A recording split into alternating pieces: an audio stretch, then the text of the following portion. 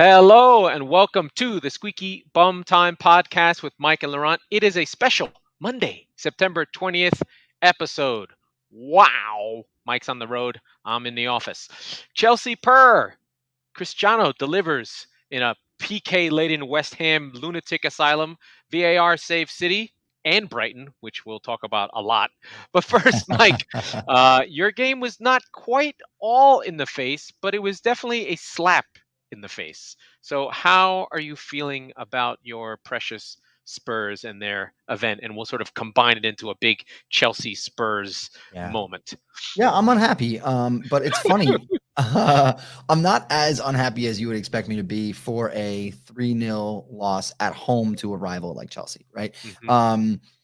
It was strangely when the lineups came out. Now, keeping in mind, by the way, pull back 1 second. I am actually at Chop Sports HQ in Mattawa, New Jersey. Very, very cool setup that they've got. I'm in the main studio. Really awesome setup. Yeah. I am But so not. I am. I'm on I'm in an office room in my job. That's okay. The reason I'm in Mattawa, New Jersey is because we're driving from Florida. So keep in mind that on Sunday, I had to watch this game while I made sure that Jessica's shift was driving Sunday morning because I wanted to watch the match.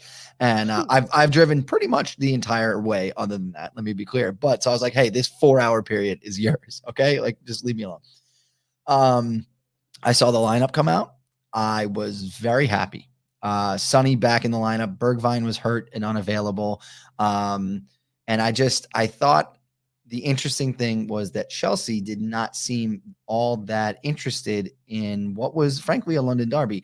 Edouard Mendy had a late, strange, undisclosed injury. So we had a Kepa sighting. We had Kepa in the lineup. And we had no Kante. Those two things usually spell disaster. And you had Sonny in the side again. By the way, we would be remiss if we went any further without mentioning this was earlier on Sunday morning. Jimmy Greaves, the all-time leading Tottenham scorer, played for Chelsea as well. One of the greatest English players ever. He's he's the second all-time leading scorer in the world. English goals. Period. Well, and number one is Dixie Dean, but that's like in the 20s. Yeah. And I didn't know this, but Ronaldo passed him for the most goals in the top 5 leagues. Like 3 or 4 years ago, which means I assume Messi also did. But if I'm not without looking, he's comfortably top 5. He was up. He's like legit. And the funny thing is he's both Chelsea and Spurs, but more for Spurs. Like much more for Chelsea Spurs, years was like 16 to 22. Yeah. Then he went to Italy which was weird. Like in the 50s, that he went to AC Milan was. And then we bizarre. Picked him up from Milan. He only had like 10 goals from Milan or something like that. Anyway, the interesting thing about him, right? So I saw they had at halftime, they had a ton of Spurs legends. And they were telling stories. They're all really tight knit. Basically, what would be the Spurs version of like Monument Park for the Yankees, right? And so they had so many of the players, Glenn Hoddle and my goodness, all of these stars that I actually met a few of them. I'm just blanking on all their names right now. Ardiles probably. Ozzy Ardiles was there. Thank you. Mickey Hazard. There's like Ledley King, obviously Michael Dawson, but there's like 5 or 6 other ones. And so one of them said, they asked him one time, what was it like to like go through a scoring drought? You're such this prolific goal scorer. And what was it like? He's like, yeah, I had one time. It was about 15 minutes, right? So he was awesome. So going into that, I'll give you another anecdote about Greaves. He was kind of like a Charles Barkley type before Barkley. So he played through the 60s. He misses the 1966 World Cup through injury, and actually is one of the most prolific England strikers ever. But internationals were different then. So he had like 50 goals in like 40 games, something ridiculous like that. Yeah. But he's on ITV from 1985 to 1992, and that's where I knew him from. He's got a very thick Cockney accent, and he was funny. He was super duper funny, super engaging, just one of these natural, kind of a more jovial and funny version of, I guess he's like a Gary Neville role, but funnier, or the opposite of what Roy Keane is right now, right? So Roy Keane's a miserable fuck, trashes everyone. This guy was funny when say things, but he would say these really like insider racisty things.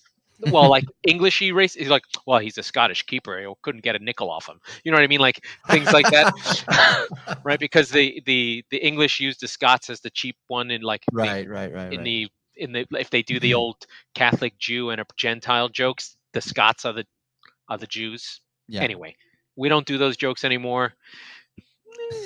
The world is better for it. Yeah, I'd say so. Um, Speaking of, and R.I.P. to our friend Norm Macdonald, who I think died since a fine Probably, sportsman yeah. Tough himself. weekend. Anyway, so So Chelsea, going into yeah, this, keep right? Like, going so in. that's Yep. the thing is that, he passed away. Kane had a relationship with him. And so we're waiting for Kane to get off the mark. One of the bets I made live was over 2.5 goals with Harry Kane, which I'm sorry, over 2.5 shots, not even shots on target, just shots. And I have a gripe on that. But yeah, I felt really good, better than I thought I would when I saw the lineups. And the first 25 minutes were all Spurs. They were really going at them, really taking the game to Chelsea, and you could feel the absence of N'Golo Kante. Jorginho was lost. Kovacic was interested, but I mean, still being sort of overrun in a midfield that wasn't particularly dominant. Gio Lo Celso just didn't do much for me. And Tanguy Ndombele, again, I've talked about him on this show a number of times. He's the best player that Spurs have, the most talented player that Spurs have. And He's I not fit. He can't I run. hate him. He can't keep it up. At, Right. at the risk of sounding obvious, he's just fucking lazy. He's been here for 3 years, right? So Like, I think where we're with the surprise. I think Chelsea were surprised. I think yes. that Spurs used the energy of the crowd to press and attack Mhm. Chelsea, and got a lot of joy attacking fullbacks, getting into spaces. Reguilon was really good early, Yeah. was able to do things. But I think the key piece was the changes Tuchel made. And what was Yeah. interesting about so this happens at halftime. You go into halftime, you're like 0-0, not bad. This is a good game. Right. Tim Howard on the NBC broadcast was like, this has to change. Chelsea are getting killed. So they were both saying the same thing, both he and Musto.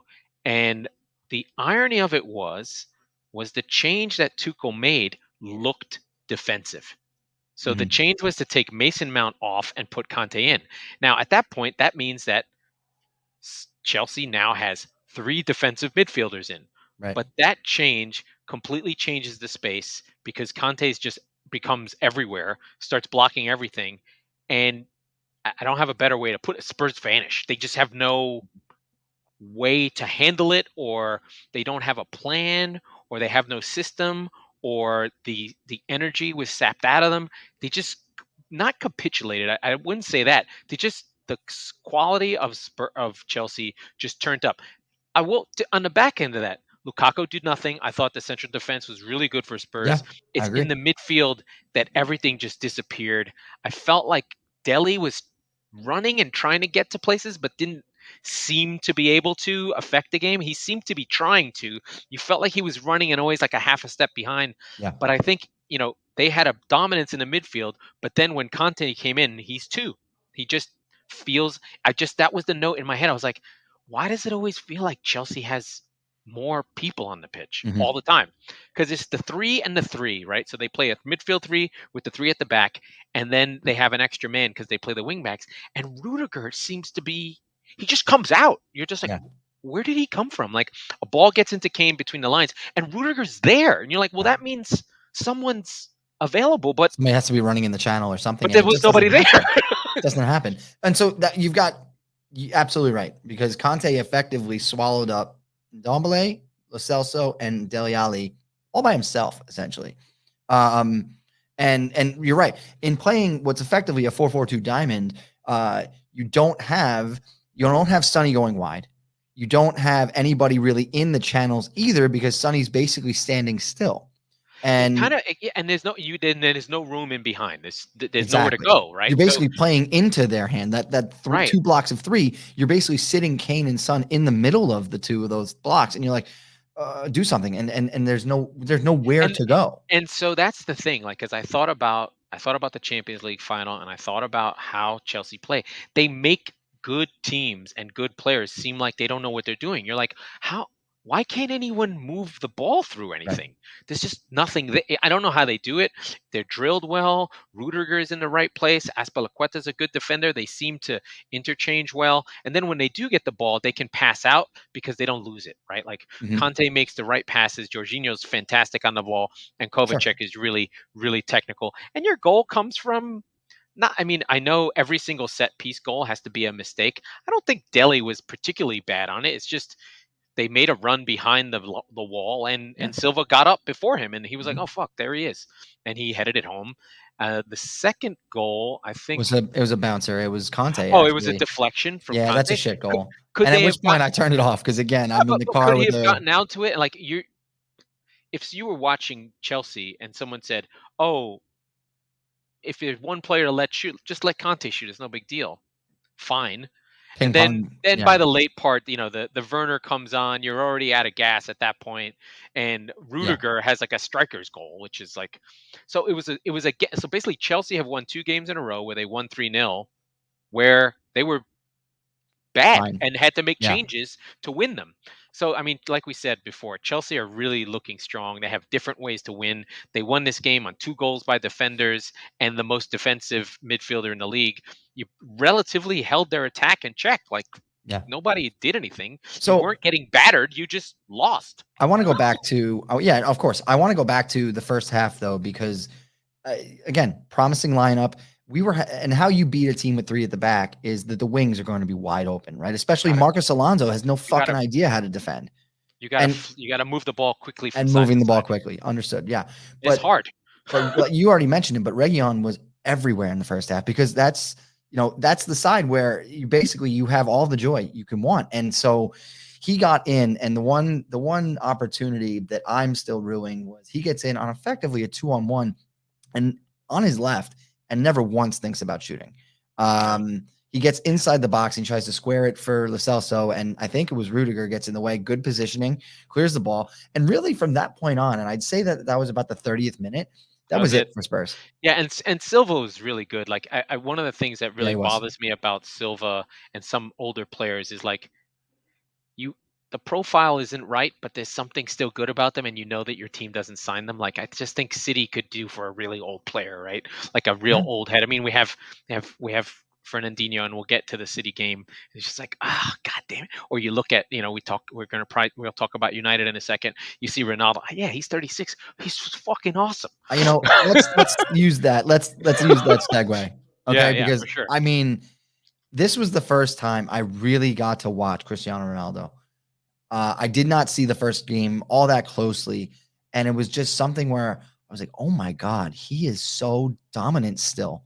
Just it That's was that's 1-1 in the early second half, and the save that the West Ham keeper made, he was coming off the right, and it was a nothing burger opportunity, and he just fizzed the ball in a piss yeah, missile. off the back of the side of his foot, Yeah, yeah. like It just muscles you that normal humans don't have. He correct. has Yeah. them. Yeah. So he was everywhere. The interesting thing about this was that United were dominant early on in the game. They get caught out and they give up a goal. They get On it a right deflection. back from guess who? Right on Yep. a shit goal, fine. But they get it right back, and then it just felt like all hell broke loose, sort of at the second in the half in the there. late half. Yeah, I mean, if you look at the so one of the things I'm going to shout out my guys at FB Ref. If you look at FB Ref, you can go and look at the second half, and basically it says United, United, West Ham, United, West Ham, United. Yeah, they're shooting back and forth. Yeah, And yeah. that's one of the things that we have with United is, and one of the criticisms of Ollie, I'm going to keep doing it, is they don't really control games. Mhm. United fans can get frustrated, but if you're an opponent, you're always kind of in it. You never feel like demoralized. But for the neutral, the games are excited. They're up and down. Well, they're fun. Yeah, United are going to mess them up. You got star power. I mean, like real heavy dude. Like Pogba looks amazing. He's tall. He's always regal. He's on the ball, moving it around. They do fun stuff. You've got Greenwood, who's like legitimately 2-footed and can do whatever he wants to do with the ball. And West Ham are a fun team, and the crowd was fucking charged up at I think like something has happened at that Olympic Stadium that was dead, and it's alive now. I don't know if they changed the dimensions or right, the right. pandemic has made them sort of accept it. Like they had a whole season of West Ham being really good and not being able to be there, and they've just decided we like Moyes, we like this team, and if Time to get West Ham behind them. like you, Yeah. there's a bit of a snowball effect to it. And this game was it it picked up. There were penalty shouts. Oh my God. Cristiano had 2 against him. One of them was ruled out. One of them was definitely a penalty they didn't even look at. They didn't even look at it. The one in the Which is 93rd, right? Okay, so hold on. ridiculous. And going back real quick, a word on Mason Greenwood. Good for him, because you bring in all of this talent. You bring in Sancho, you bring in Ronaldo. There's only so many spots on that attacking line, and you assumed obviously that Greenwood would be one of the casualties of that. And he has taken it by the horns, and he's been so good early on. He's and so good. I'm loving watching him succeed. So that's one. And he actually, it wasn't him, it was Lingard who scores a fantastic goal late on. I thought he was going to go too, right? You've got the whole West Ham team. They give him a huge ovation. Yeah.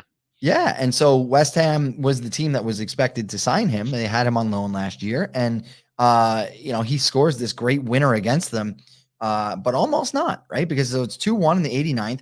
And Ronaldo, I think if I have the timing right on this, the penalty shout, the second penalty shout, it's late. It's very late. It's in stoppage time. So it's like the 91st minute. Yes. And I went, oh man, that would have won me my fucking bet. We'll get to that in a second. And so, but that they didn't even look. And it was okay. At full speed. It's about as clear a penalty as you can be. At full speed, you're like, I don't know. It was Ronaldo. Maybe he went down, whatever. On the one glance at a replay, you're like, oh no, that's a penalty. 100%. All day, 100%. Now, the thing is, there had been one before that was overturned that was fair, right? Because Kufal puts his leg down, Ronaldo goes into it, he goes down, fine. Right, and so he's got a little bit of that, and the referee does, and I understand. I think it was Anthony Taylor, and I get that, but that's what VAR is there for, right? So this is the first call I've seen this season where VAR kind of, they weren't allowed to fuck it up. They weren't given the opportunity. It's Atkinson. It was Martin. That part's weird. Then there's a handball to give basically West Ham the win. Right outside. A draw.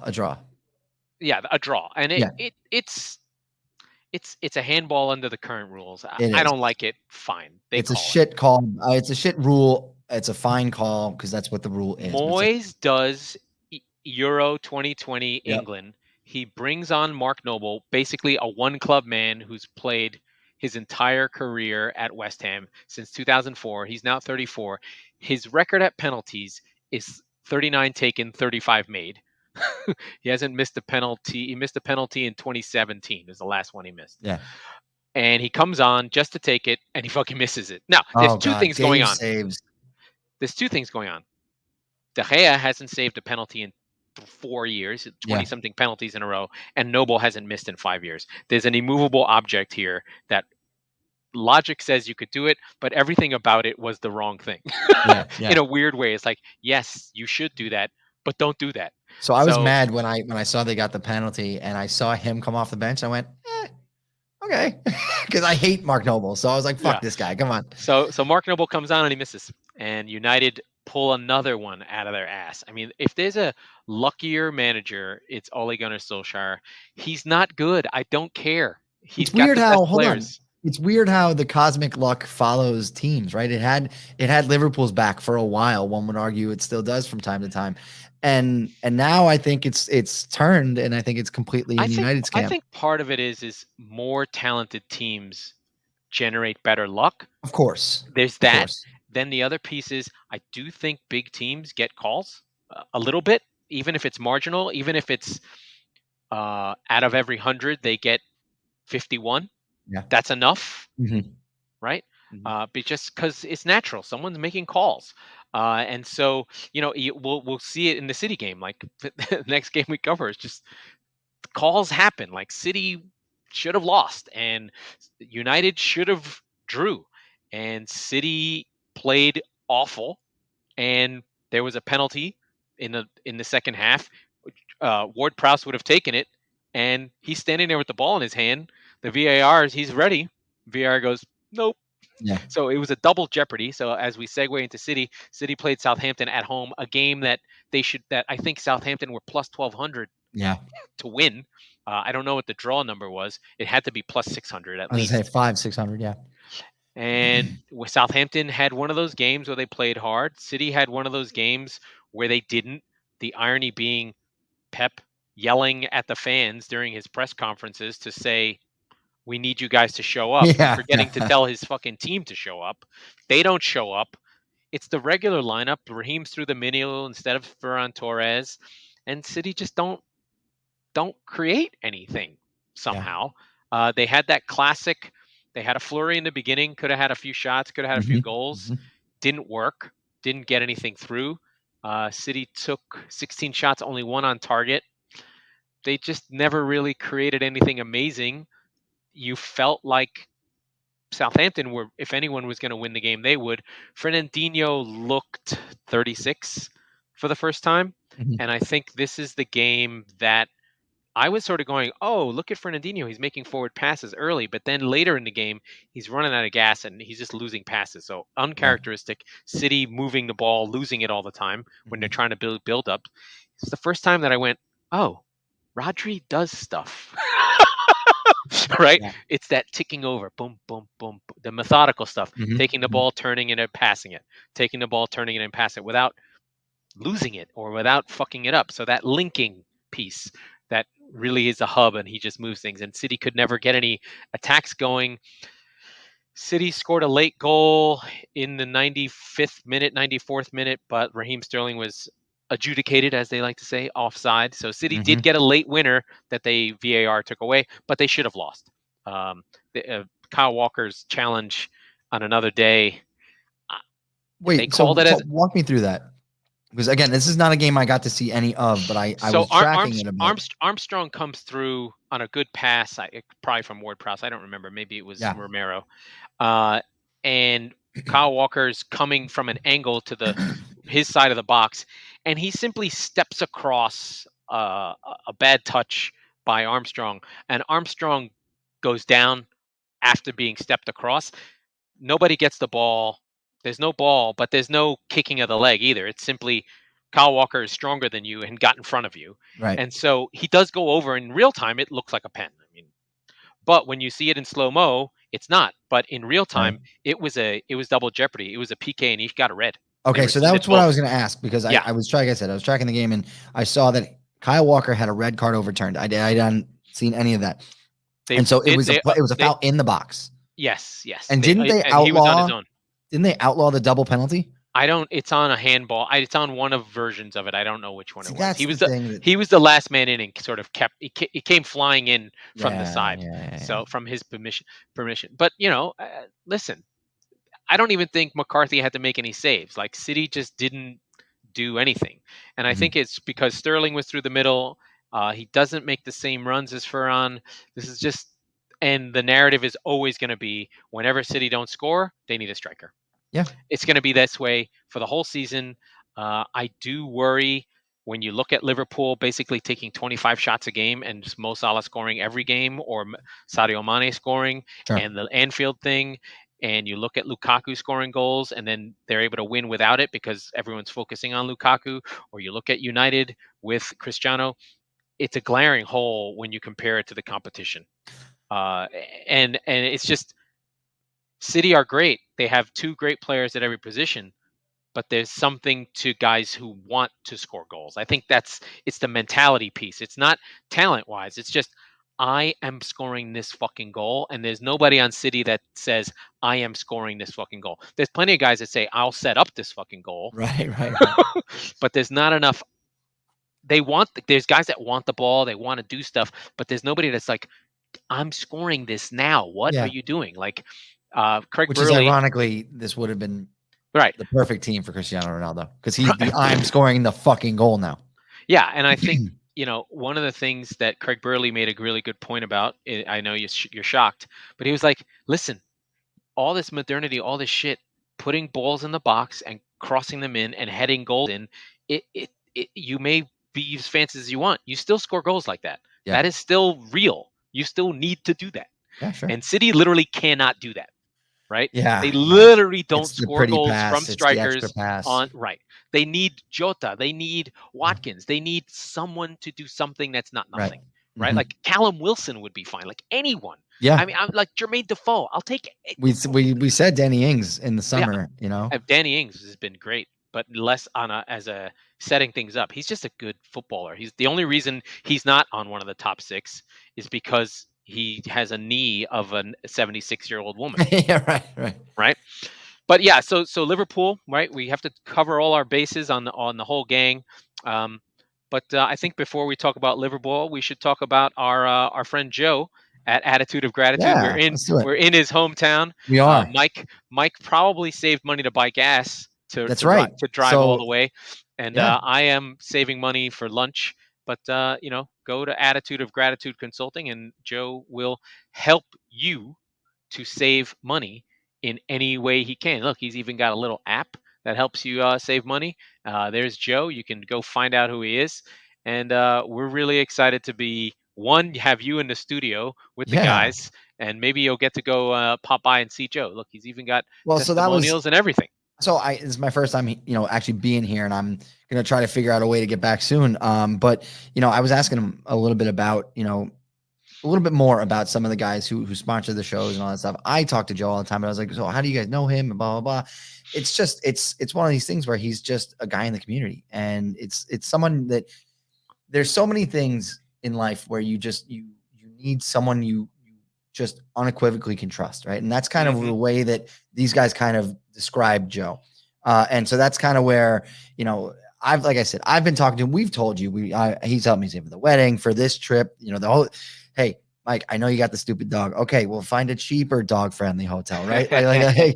So little cutting corners, little couch cushion dollars and this and that, but it's more than that, right? Like he's just a guy that you talk to and you feel good about, not just the advice he's giving you, but the content of the conversation as well. Like he's just a family man. So do us a favor, talk to our friend Joe at attitudeofgratitudeconsulting.com, and he'll take care of you, I promise. So that's awesome. I do want to get to Liverpool. I mean, we have to cover our top 4. We'll cover the 2 red teams. We did the blue teams. Now we'll do the red teams. Yeah. United were wearing blue. So the red teams, Liverpool. I was excited for Crystal Palace. They showed up for the first 25 minutes, and then Liverpool were just like, "No, we're good. We got this." Yeah. And they blow them away. They win 3-0, but Crystal Palace should feel good about where they are right now. I think the turning point game was the Spurs game. Our guy Edouard came in. Olise's coming in. My guy Conor Gallagher. Is it Connor? I keep calling him Connor. Yeah. I don't even know if his name is Connor. But he was good. No, he was good again. But they just don't have the horses. And no, I think, like I said, Liverpool are averaging 25 shots a game. So really good goals again by them. They're looking good. They're looking deeper than I expected to. Konate really started to make his mark. He's big. Yeah, I didn't realize he was, 6'2". I was like, whoa. 6'4". Yeah, he was standing next to Sadio Mane after the goal. I was like, whoa, who is that giant dude? Yeah. The interesting thing is sort of a makeshift backline, right? Like you would not have said Konate is their number 2 center back. Certainly not yet. Milner on the left.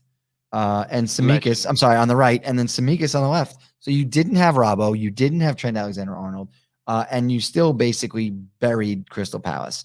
When I saw that lineup, again, one of my picks of the week was Palace +2, saying, "Hey, you were close, right? They got a late winner. The last 2 in the 78th and the 89th minute, right? And so Keita's was a belter. I was like, yeah, it was. But that's the thing is that you look through that side that they put out there.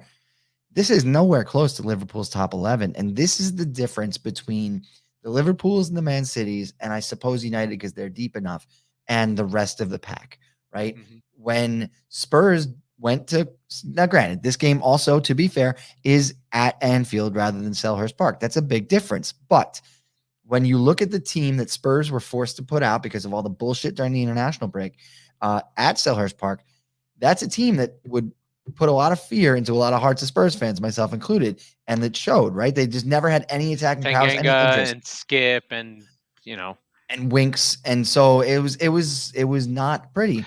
Yeah, and we were in our transfer preview. We gave Liverpool an F. We were like, well, they're not there, but they didn't need them. I guess the players they had in reserve, based on being injured the previous season, they were just banking on Kunante, banking on Thiago, banking on Curtis Jones, and Harvey Elliott, unfortunately injured.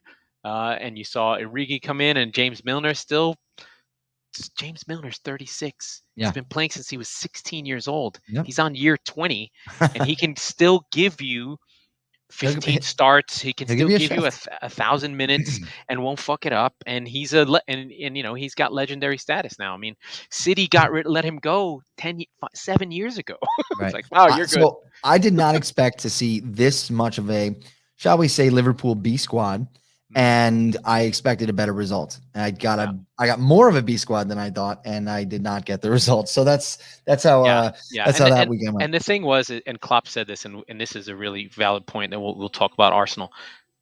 These are the games that you gotta have and you gotta work hard for, and they're hard and they're a pain in the ass, and you're missing your guys, and you gotta go get them, and you gotta win them and put the points in the bank. Like as much as Spurs can give themselves a hard time, you got those 3 wins. You have them, right? Narrative sucks right now, but you would have lost to Chelsea anyway. You would have never expected to beat City. You're really kind of where you should be. Maybe the Palace game might have been better. Maybe it would have been a draw. You'd have 1 more point.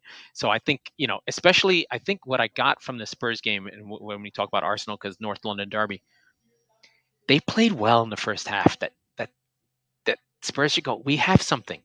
But I think there's a little bit of a creative piece that's missing, and you need to figure out if Reguilon maybe needs to be Cancelo. Maybe he needs to come inside and try and be creative on that side. Well, look, you don't really have a right back right now, so you could see about that. I mean, put fucking Davies at left back then and let him basically – no, I know, but what I'm saying is let him basically be that defensive and play in a slanted way with that, similar to how City does with Walker and Cancelo. But, yeah, I mean, when I look at the 3 – well, like you said, I do want to get to Arsenal, but when we get to the 2-3-0 losses, I was incensed and furious. It ruined my whole fucking weekend because it was the early game against Palace. And when I look at Chelsea, of course, I hate losing to them. I fucking had to hear it from my friends who are Chelsea fans.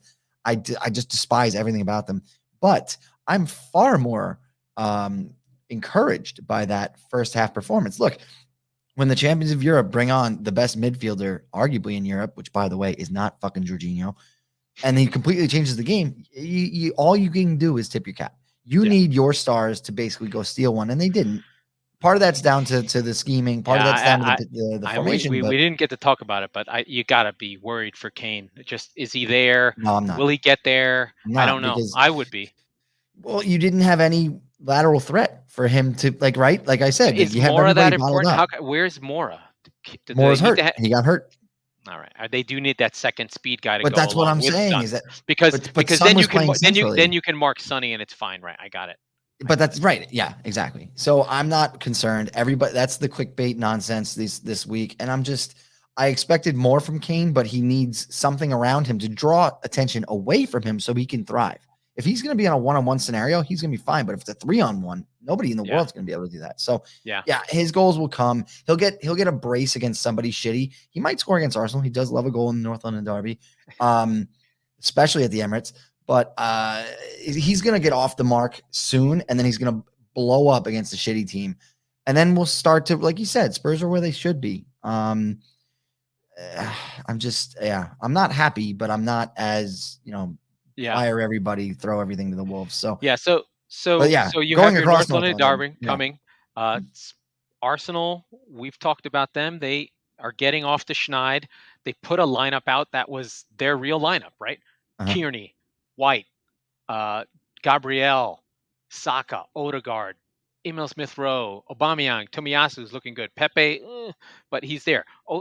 Ramsdale is like a revelation. All of a sudden, he's like a defensive captain. So was talking. Maybe that's what they needed, right? He started shouting. Yeah. He's talking to guys. Hey, where are you? Come over here. Yeah. So I was talking to a friend of mine down in Florida before I left, and what he was saying was he's cohesive, right? Is kind of the way that he sort of described it, and it was. But they had Martinez was like that too. Anyway, that's another story. No, I know, but Bernd Leno is not, and I think that's the point, right? So he's not good with his feet, but also he's not communicative, and Ramsdale is as a shot stopper, probably not average. He's shortish. Yeah. So nothing special. He's Aaron Ramsdale. That's hilarious. Like, no, but the value he gives you is in the cohesion and in the communication within the Oh, defense. And I he's don't, not. He's not short. I had that wrong. 6'4". He just Ramsdale is 6'4". he seemed small. So he just sucks at stop shot. So that's fine. But from the cohesion perspective, he's going to give you as much value as clearly he can't give you as an actual keeper and shot stopper. But I think that we undersold him quite a bit. Now, is he worth 40 million? Fuck no. But I think that he's bringing a makeshift back line. He's sort of helping them gel a little bit. So that's the value that he's been giving them. And yeah, I mean, look, Arsenal are where they should be as well, right? They had a really tough go of it to begin. The It's only game funny they how, lost that they should have won was Brentford, and that was a tough game. but that was a tough game, and we said it on the show. We are like, Brentford's going to run them, and I'm not. They're still Listen, not. They're still not really creating anything. This is their problem, right? They're as supposed to well. score. Well, I never The said they thing, were good. You said they might be. I never said they were good. I think they're mid-table. yeah, I think. So But the thing that's good about this game was they were there for the fight, right? yeah, Burnley put in 27 crosses. White and Gabriel led the team in clearances, and mhm. so what you had was an Arsenal that was professional. They looked like they could be Arsenal, right? Like Mhm. as opposed to having Holding and Chambers who are just like, let me just do my job in this box, and if anything goes outside of that, that's not my fault. Right? Yeah, They kind of this had a bit more cohesion. Party made a difference. They obviously are hurt again because that's just glass. So Party and Tierney went off again. mhm. So they're still going to have to deal with that. But, listen, Burnley are not as good as we think. They're in the bottom of the league. Arsenal's 2 wins are against Norwich and Burnley, and they only scored Mhm. 2 goals, right? But Odegaard has been good. They have a bargain there. Someone they can probably move on when he's 26 or 27 for 80 million pounds. He seems to want to be there. He's a worker. They just need to get one of their front players firing. Either it's going to be Saka or whatever, but no one's shooting is the problem. They're not even taking shots. No, but They need to get there. They need to score goals. Listen, I want them to lose because it's funny when they lose, and I like the Schadenfreude. But I also had them in the top 8, top 6. I don't remember yeah, you what I did. had them in You had them at because I 6, I think. because I thought they'd be defensively solid with their possession game, and we'll see where they are against Spurs. I think this is Right. really one of those. It's about as deadlocked as it is. Your team has better game changers, I think. Yeah, oh, definitely. Well, hold on. We'll But we'll go their deep their strength into. their strength is in the midfield though, Yeah, compared to yours. we're gonna dissect all of that on Thursday in our preview episode. That's going to be the main game going into the weekend. But yeah, I think that it's going to be a litmus test for both teams. We're going to learn a hell of a lot about both teams going forward. There's a lot of pessimism coming out of Tottenham right now, understandably, Yeah, and conversely, there's a lot of optimism coming out of the Emirates. yeah, I don't really buy either of them, and so it's going to be an interesting conversation. So yeah. We'll we'll see. save I that mean, for Thursday. what we don't want is injuries, right? So, but there's a whole slate of other games, and then our gambling victories, which Yes, let's talk about that. Let's talk about the one. All right, let's talk about the one game of the team who's currently in the top 4 that we have not talked about, oh, and is going to lead us into the best bets of the week. my So friends from Brighton, the yes, Seagulls, in the top 4. My top 10 finish, which I that's looked at right. the odds for, were not great. It's like plus 110. It's not as big a long shot as you think it is, Right. but they come out. They have a they weather a storm from Leicester. Then they get 2 goals, one on a very Neil Mope handball induced on Vestergaard. He literally grabs his arm, and as he's going down, Vestergaard throws his arm up, and then the ball gets headed into his hand, and they call a penalty. Mhm. Because Neil Mope may not be able to finish, but he is a little bit of a bastard, which you like. He's a little bit of a little cunty Frenchman. So good for him. He draws the penalty. Then our friend and mine. Let's see if I can get the wide view so that I can do the Danny Welbeck. Danny Welbeck scores on a corner. He gets those done. So Brighton are up 2-0, and Brendan Rodgers makes some changes. Again, Madison off. Madison is killing them right Yeah, now. Harvey Barnes killed them he's. entirely. Not even I because love Harvey Barnes. It's I'll tell bothering you me. why. I tell you why he killed them, but in a minute. So Lookman comes on and completely changes the game for Leicester. I'm pretty sure is it uh, or is it? Yeah, it's Madison who comes off for Lookman. Yeah. Completely changes the game. The defense of Brighton is very good, but on that side they have Solly. They have Solly March and Veltman who are not defenders. Hmm. And so they just keep attacking that side. And Veltman's hanging in there, and everything's coming down that side. Lookman has a couple chances. They win a corner. Corner number one that ties the game. Harvey Barnes is offside Yeah. by Ndidi. Okay, fine. They tie the game again. Harvey Barnes is offside. Uh, These are the offside. I Both hadn't VAR seen these. checks. Both VAR checks. Both offside where he's not really in the line of sight or interfering with the goalkeeper, but they call it offside. Oh man, Both Harvey. times, Harvey Barnes. So his job is to sort of back into the keeper. Now, to be fair to Brighton, they didn't keep anyone on the line, and they did push up when the ball came in. So they're keeping a high line within the gap of the Mhm. keeper, and Harvey Barnes is just standing there both times, like not didn't really know what was happening. Both called offside. That is my last team for the parlay, and Brighton pull it out. So again, that luck piece. Last year, luck was always against Brighton. This Mhm. year, luck is for Brighton. And they sit in fourth right now. They are Yeah, sitting in the top four. So they're 4-0-1. incredible, And incredible. they're, yeah, I mean, look, like you said, it's the little things. It's a 10-point difference easily, if not more. And I'm happy to see them on the right side of it. And nobody is a bigger proponent of Brighton than you're probably a bigger Brighton supporter Supporter. than even the Brighton fans. Like you are Oh, like you're always with no, them. it's So it's more about Potter. I just want Potter to go yeah, somewhere. yeah. And I saw, like I said, I saw the thing about him, and I was just blown away. And then my other parlay was Well, Aston no, Villa versus. it's one parlay, but it's three All right, right, games, right? sorry, So 3 games. So I had Arsenal. I just felt like the myth of Burnley is a lie. Arsenal beat them constantly, and they haven't lost at Burnley since 1973. So I was like, they got this.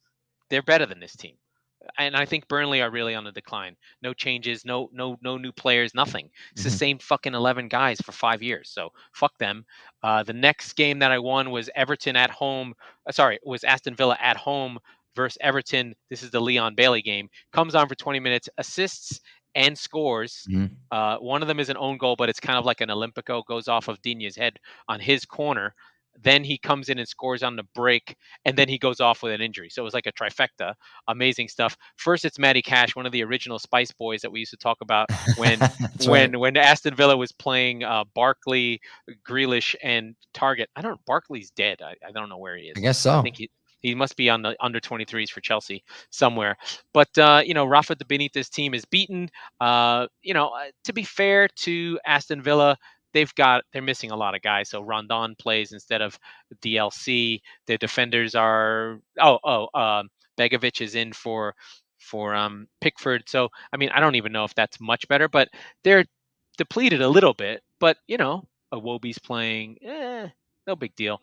But they had their guys. It's a good win for Villa, so they pick up their 3. So this was a what is this team game, and we Right. know what this team is. So happy for Villa to move up. They want to get into Europe, right? And they're sitting 10th right now, By the about where way, they should be. about Villa, they played Emi Martinez, but they did not play Buendia, I believe. Hurt, He's hurt. Okay. or was he on the No, because bench? I'm not sure. he's one of the 4 Right, from Brazil. So the first day they were able to be allowed in the country was actually Saturday. right. They had been training in Croatia. I believe were they training with the Spurs players? Yes, Okay, so it was they were Buendia, all there. Martinez, Romero, Lo Celso, and then Davinson Sanchez, who's not Argentinian. He's Yes. Colombian, but he got caught in all that shit. So Hmm. yeah, I mean, I did notice the lineup that Martinez was in. And the other thing is, it's so much easier to plug your starting goalkeeper back in, right? Like, oh, he Yeah. hasn't played for 2 fuck it, just Yeah, get yeah. in the sticks. Buendia wasn't needed, so that's why they didn't put him in. They I don't had know that he already wasn't needed. I mean, no, granted, they they won were already 3-0. winning. They already had the game. Yeah, Right. But yeah, I mean, it was one of those where he's a new signing, so it's not like, again, it's not like bringing somebody in who like you has been there and was hurt right? Like, Yeah. The so he the still other needs some the betting other in. the other one that was interesting was John McGinn got his already crooked face smashed. He got hit in the face and sort of was rolling around, tried to play, looked like he was going to throw up on the field and had to come off. So there was a concussion, substitution that I had not seen before. Was Didn't that count in a as okay? a So it didn't count. I was gonna say what no. I've seen it where they have 3 and they're allowed one more because of the Yes. concussion protocol. But I haven't seen it basically say, okay, that one doesn't count for the 3. That's interesting. Yeah, because Um, they had 4 changes. That one didn't count yeah, because it yeah. was in the 40th minute. Uh-huh. So that was cool. But yeah, there's that one. So I have my parlay of Villa, Arsenal, and Brighton. I win it. I did hedge a little bit for the draw and the win for Leicester because I already had the first 2 in the bag by Saturday, and Leicester played on Sunday. And then I had those 2 crazy VAR calls, and I was like, yeah. I also won on Brentford, which was the weirdest plus 390 for some reason ever. So I had a good week. It I really went 4 for 4, even though it was only 2 bets. Right. So interesting. I actually, in the bets that I said on the show, I didn't do a lot of homework, and I said, all right, that's yours. Put mine up. I won a lot of money. There you go. I might get So plus I 2 looked something. Saturday morning. I was still in Florida. We were leaving later that day, and I went Brentford to win and Tony to score is plus $1,300. 1,300, not 300. So I literally I I had a can't believe ton. that was. You should have hit it. That was such a good I bet. had a ton in on college football, and I was just Well, kind of groggy, and I didn't. I was gonna put $100 on it. That would have been $1,300. So I didn't, and I was bummed about that. I had a wry smile on all day about it, and so I didn't bet that. I didn't hit United, but I did hit them live for about even at 0-0, and it was right before West Ham scored. So I ended up getting the late winner. All of those, the penalty kick nonsense and madness, ended up working out in my favor. So I did get that one. I also took the Man United team total, which was 1.5. I hit those both in like the 30th minute or so. So yes, I lost these 2 bets you see on the screen: Man United -1 and Crystal Palace +2, even odds. But I won 3, I think. The one thing that I mentioned, I alluded to with Kane, I said over 2.5 shots between the Greaves dying, between no Kante. I was all about it. I thought he would have 4, 5, 6 shots, not on goal, just shots. And you got shafted on one, huh? I got shafted. He took a shot from way out, but it went on net, and actually Kepa bundled it because it's what he does. And we actually almost scored on it. They called it a cross. He had 3 shots, but they didn't count one of them. So I would have won that bet. I'm pissed about it, but Yeah. it is what it is. Let's have a look at the table and then we'll get out of here. Yeah. Just to make sure that we all know where we're at right now. So just clear, Chelsea are very clearly well away, and the table's starting to take shape. You could, if the season ended right now, this would not be that weird. I mean, probably It'd be Arsenal are a weird. The little too low. Brighton's in 4th. Maybe not. Not for you. Not for you. I know. No. I obviously they'll have tougher days, and they'll need they can't have a negative XD goal difference. They're getting lucky right now, but just sort of looks the way it should. City overperforming in games where they win. They're flat track bullies. Chelsea really putting the hammer down. Liverpool probably the best team in terms of shots right now at 14. They're doing about 25 shots a game. I think Sadio Mane had a game with 10 shots, which is why he's leading the league in XG. He only got 1 in that game, so he'll probably be behind his number the whole year. So XG is not the be-all and end-all, but it does give you a sense of quality within the team. So we can kind of see United, my team's there, Brentford playing well. We've been saying these sort of teams that we like. Mm-hmm. You can sort of see that they're there. Chelsea don't have a high XG because they don't need to. They can win without shooting. But then, a lot of good stuff. It'll start to shake out as the season goes along.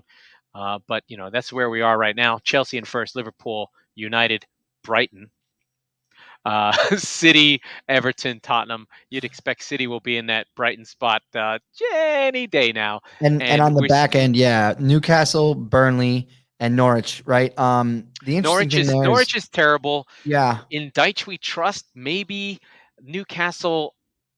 I have a hard time thinking Alan St. Maximin's team's going to go down. It's going to be. I don't know how it'll shake up. I do feel like Norwich are nailed down. If they make it, I'd be shocked. It looks like Brentford are good, but we will see mid-season. They may have a stumble at some point. But But I they're would not going to fall that far. no, I would expect Watford to come down. But again, they have a goal scorer in Sarr. So Watford have Yeah. 2 wins in the bank. They're going to hold on to those. That's the thing, is it like, so again, like what 40 points is the line where you're like, I'm fine. If you look at Brentford, who none of us expect Brentford to be in the relegation fight, No, they're too good. but they're a promoted team, right? Generally speaking, you go, okay, throw their name in the hat at least. They're Yeah. 25% of the way to safe. And I'm not saying that their goal should be to be safe, but they're a quarter of the way there. So that's really, the league has, we talked about this, when during the preview, the league has gotten deeper, right? And so now you're looking at it like the Burnleys and the Newcastles are in deep shit because there's not a lot of other Burnleys and Newcastles left. Yeah. I mean, I think if say Maximin gets hurt like he always does, especially with all that crazy shit he does, so eventually someone's just going to kick him, be like fuck off. Then they'll definitely be in trouble.